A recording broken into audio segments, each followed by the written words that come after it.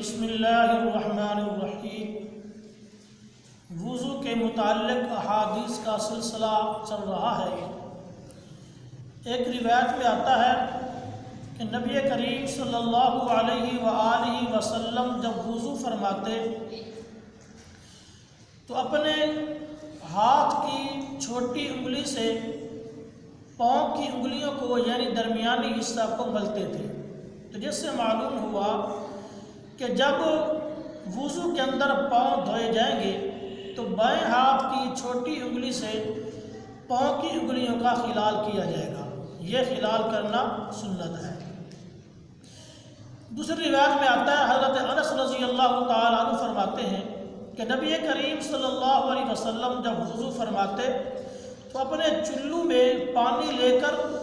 تھوڑی کے نیچے سے اپنی داڑھی مبارک کے اندرونی حصہ میں پانی پہنچاتے تھے، تو جس شخص کی داڑھی پتلی ہو اور چمڑا جو ہے نظر آتا ہو تو اس کے لیے یہ حکم ہے کہ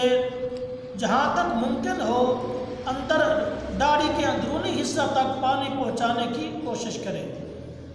اور جس کی گھنی داڑھی ہے، اس قدر گھنی ہے کہ چمڑا نظر نہیں آتا، تو اس کے لیے صرف منہ کا ظاہر حصہ دھونا ضروری ہے اور باقی